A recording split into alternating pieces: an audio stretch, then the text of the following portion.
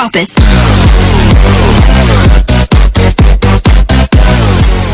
Hi, my name is Ana Leon, and in today's video we are going to talk about bonds. A bond is a debt investment in which an investor loans money to an entity, typically a corporate or government, which borrows the funds for a defined period of time at a variable or fixed interest rate. Bonds are used by companies, municipalities, states, and governments to raise money and finance a variety of projects. For example, providing operating cash flows, financing debt, and funding capital investments in schools, highways, hospitals, and other projects. In this case, the organization that sells a bond is known as the issuer, and the owners of bonds are the debt holders. What is the difference between bonds and shares? Bonds and shares are both types of security investment, but they have very different characteristics. Simply put, when an investor buys shares, they are buying part of a company. When they buy a bond, they are lending money to a company. So, shareholders own part of a company, whereas bondholders are owned money by a company. Why companies issue bonds? There are times when companies need to raise money. Issuing bonds is one of the ways companies can raise capital. In short, if you were to invest in a corporate bond, you are making a loan to that company. You, the investor, gives the company a specific sum of money for a specific period of time. In exchange, you receive coupons or interest payment at the same time. When a bond reaches maturity, your loan is repaid.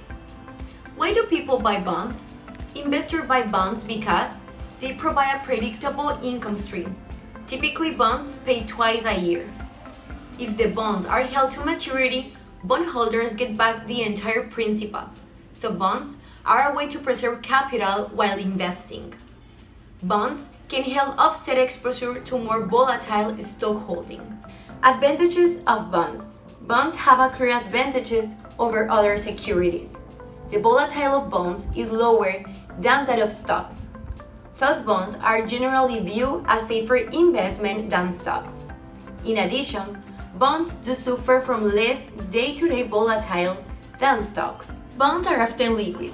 It is often fairly easy for an institution to sell a large quantity of bonds without affecting the price much, which may be more difficult for equities. Bondholders also enjoy a measure of legal protection. If a company goes bankrupt, its bondholders will often receive some money back, whereas the company's equity stock often ends up without value. There are also a variety of bonds to fit different needs of investors, including government bonds, municipal bonds, zero coupon bonds, corporate bonds, high yield bonds, etc. We are going to see them too. Disadvantages of bonds. Bonds are also subject to various other risks, such as call and repayment risk, credit risk, liquidity risk, exchange rate risk, volatility risk, inflation risk, etc. Price changes in a bond will immediately affect mutual funds that hold these bonds. If the value of the bonds in a trading portfolio falls, the value of the portfolio also falls. Bond prices can become volatile depending on the credit rating of the issuer. An anticipated downgrade will cause the market price of the bond to fall. A company's bondholder may lose much or all their money if the company goes bankrupt. Some bonds are callable, meaning that even though the company has agreed to make payments plus interest towards the debt for a certain period of time, the company can choose to pay off the bond early. Credit rating agencies. A credit rating agency is a company that assigns credit rating, which rate a debtor's ability to pay back debt by making timely principal and interest payments and the likelihood of default. However, rating agencies have been liable for any losses incurred by the inaccuracy of their ratings. What type of bonds are there? 1. Government bonds, also known as treasury bonds, are issued by the federal government, making them a safe and popular investment. 2. Municipal bonds, called munis, are debt securities issued by states, cities, counties, and other government entities. 3. Corporate bonds are debt securities issued by private and public corporations. 4. High-yield bonds. These bonds have a lower credit rating, implying higher credit risk. Therefore, offer higher interest rate in return for the increased risk. And number 5. Zero-coupon bonds. This is a type of a bond that makes no coupon payments, but instead is issued at a considerable discount to par value. Ways that investors use bonds. Saving. Saving for the future has historically been one of the best uses of bonds.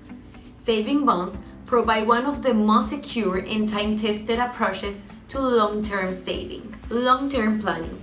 One of the benefits of bonds over other asset classes is that bonds have a predictable stream of income that can be used to fund future expenses for individuals and corporate pension obligations for institutions. Preserving principal. One of the most common uses of bond is to preserve principal. Since bonds are essentially loans with scheduled repayments and maturities, lenders can expect their bonds to retain value and terminate at par upon maturity. Shares and bonds. Which is best for investors? The old advice not to put all your eggs in one basket certainly rings true when looking at bonds and shares. Shares offer the potential for greater growth but come with greater risks that you could lose money. Bonds are generally less risky but offer less returns. Bonds can also protect your portfolio from the swings of the share market. They tend to perform in the opposite way to shares. This means that when shares are performing poorly, bonds tend to perform well. That's why, in my opinion, a well-diversified portfolio should incorporate bonds and shares. Thank you so much for watching this video, and we'll see you in the next one. Bye!